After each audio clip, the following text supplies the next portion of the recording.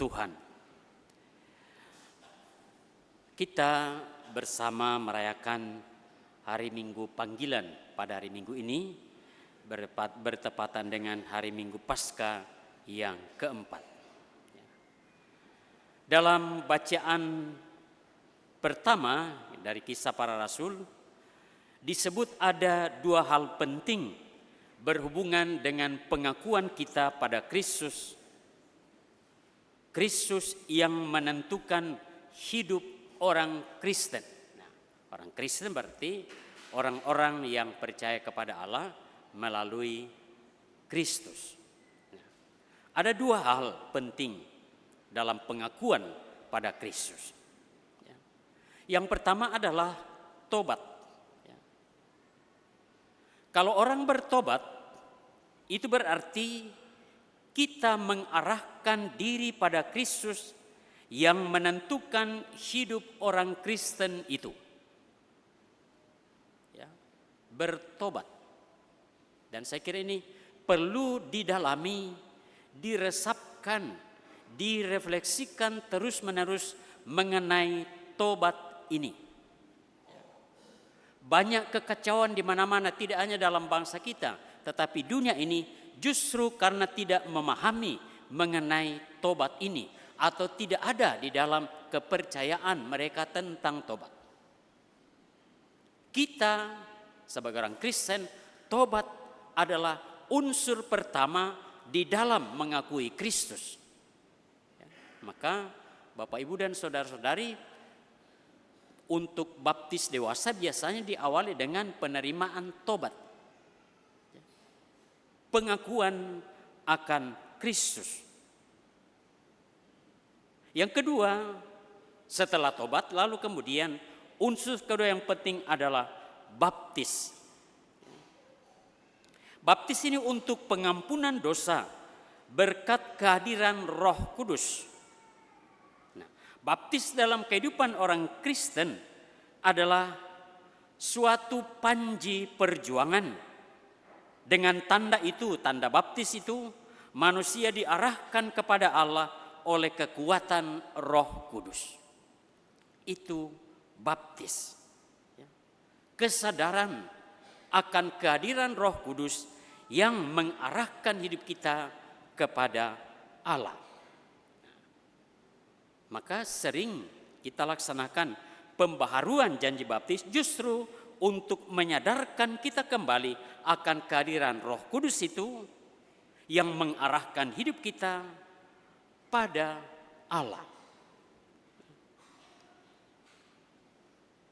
Dalam bacaan kedua dijelaskan bagaimana Kristus berjuang untuk kita yang disebut sebagai saudara-saudaranya.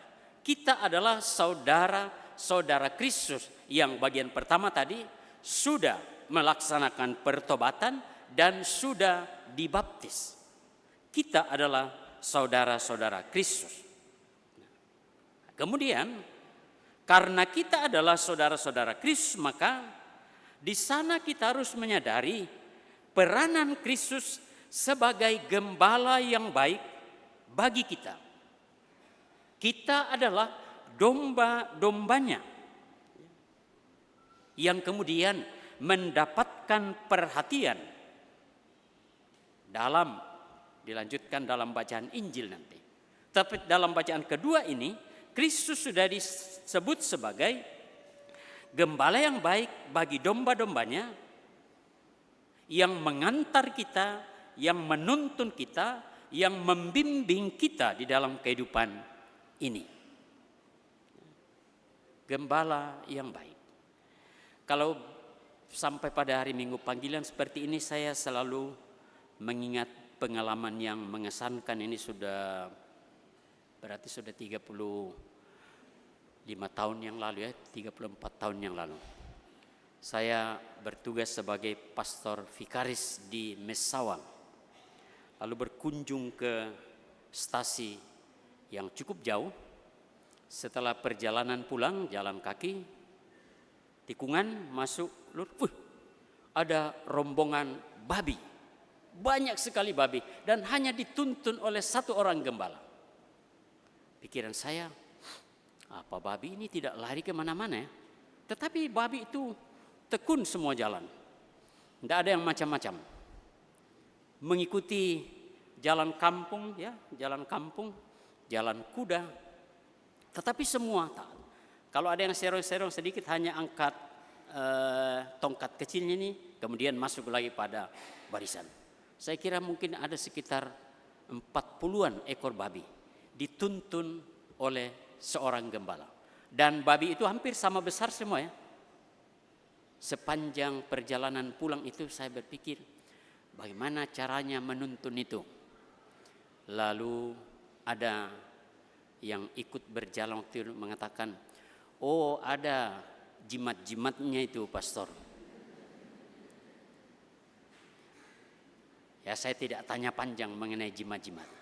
Tetapi yang kita mau lihat adalah seorang gembala menuntun sekian banyak ekor babi itu berjalan dengan baik tanpa disibukkan dan seterusnya, semua mengikuti arahan yang dikehendaki oleh sang gembala. Apa yang ada di sana?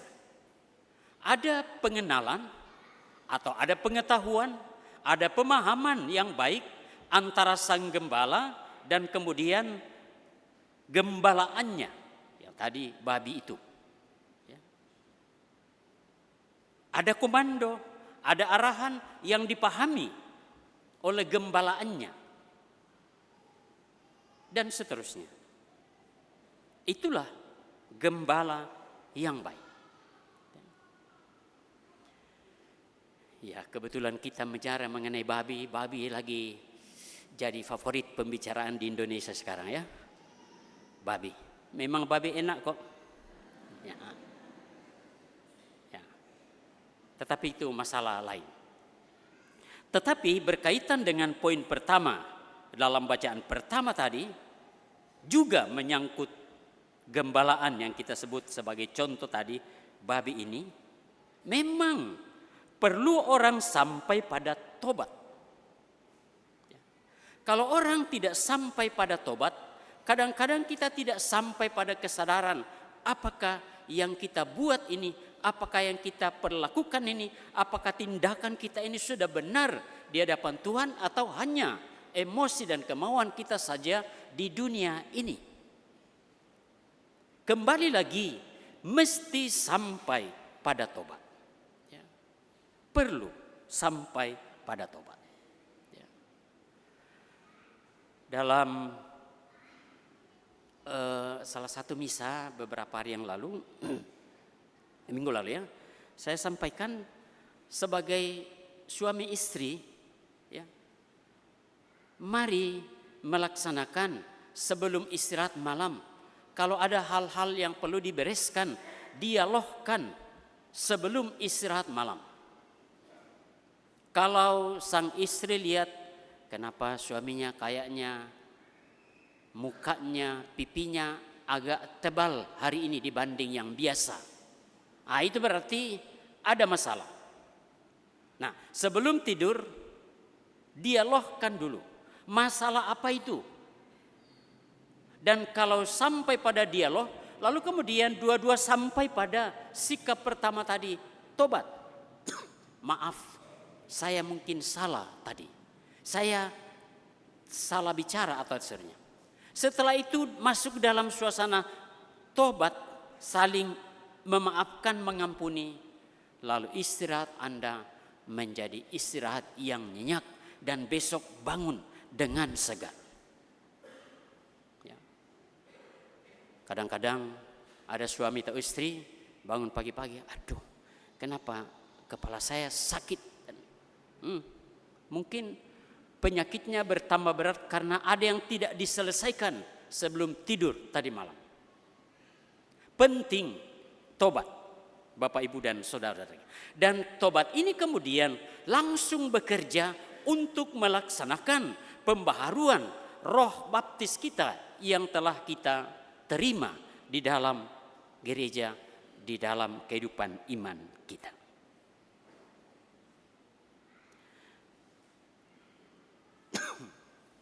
Dalam bacaan Injil, berbagai aspek dari pribadi Yesus kemudian ditampilkan. Ada aspek atau simbol pintu, ada gembala muncul kembali, ada kandang, ada domba. Ya.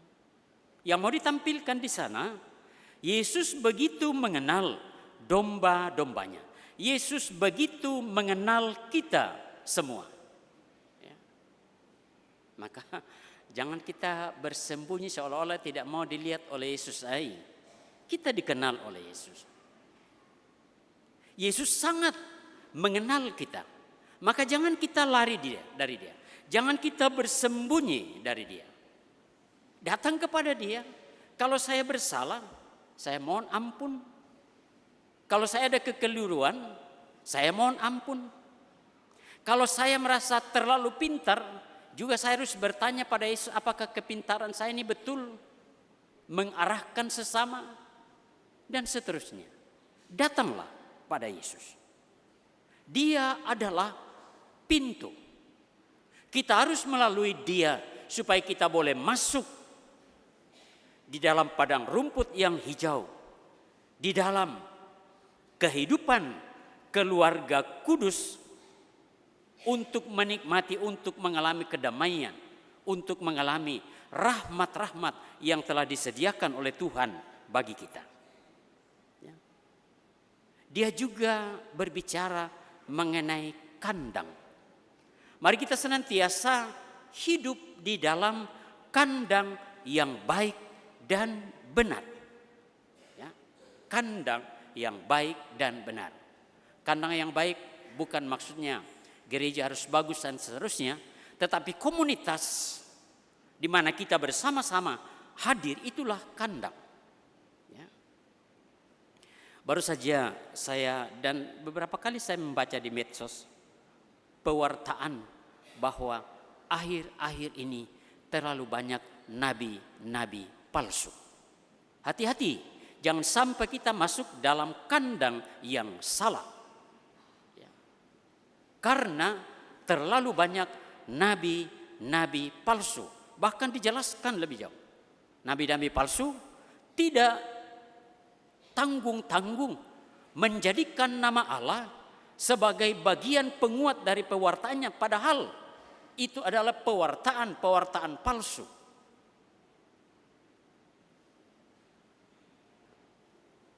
Domba juga harus mengenal suara sang gembala. Domba kalau dia dengar, dia kenal suara itu, dia langsung tahu ini. Dia ikut. Dia sadar bahwa sang gembala, tuannya ada, maka dia aman. Oleh karena itu Bapak Ibu dan Saudara terkasih, pengenalan kita akan sang gembala yang baik, yakni Kristus, itu mengandaikan bahwa ada hubungan baik yang tiada bandingnya antara kita dengan sang gembala, yakni Kristus. Maka kita perlu untuk menjaga hubungan baik dengan dia di dalam kehidupan kita. Bapak, Ibu, dan Saudara terkasih, pada saat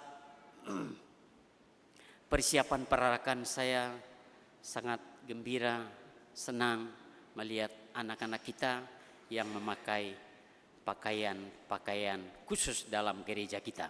Ya, ada pakaian yang suster dengan berbagai kongregasi ini, ada frater, ada pastor, imam, ada uskup, ya, luar biasa. Dan Bapak, Ibu, dan Saudara terkasih, pakaian-pakaian ini adalah pakaian-pakaian yang mempunyai makna simbol tertentu di dalam gereja. Sayangnya bahwa sudah mulai banyak saudara-saudara kita yang memakai pakaian-pakaian itu tanpa tahu artinya. Ya. Itu sayang. Padahal ada makna, ada simbol dari pakaian-pakaian liturgi ini. Ya. Oleh karena itu Bapak, Ibu, dan Saudara terkasih, kita semua dipanggil. Tidak hanya para imam, biarawan, biarawati, tetapi kita semua dalam kehidupan kita dipanggil. Salah satu contoh saya baca di medsos, Bupati Paniai di Papua ya. Dia seorang bupati yang kemudian turun bekerja seperti kuli bersama dengan kuli-kuli bangunan. Mereka bekerja, dia bekerja, memakai celana pendek, topi seperti kuli bangunan. Tetapi itu sungguh menjadi penggembalaan yang baik bagi masyarakatnya. Kemudian dia dijunjung, dia disapa dengan baik, dia mengusahakan supaya masyarakatnya bisa berkembang, bertumbuh dengan baik. Itulah sang gembala masyarakat yang baik. Ya. Ada juga bupati yang baru saja ditangkap KPK karena korupsi. Bapak, Ibu, dan Saudara terkasih, mari kita bersyukur betapa sang gembala yang baik ini adalah Kristus sendiri, selalu merahmati kita dengan rahmat-rahmat yang kita butuhkan dalam kehidupan ini. Maka mari kita bersyukur seraya terus membuka hati, budi, dan pikiran kita untuk menerima rahmat itu dan mengembangkannya. Tidak hanya untuk kehidupan kita, tetapi untuk kehidupan sesama dan juga untuk dunia ini. Dan moga-moga sang gembala yang baik ini menjadi pintu bagi semua orang yang percaya kepadanya, supaya orang yang masuk melalui pintu ini diantar ke padang rumput yang segar, yang membawa kedamaian, membawa kebahagiaan. Semoga demikian. Amin.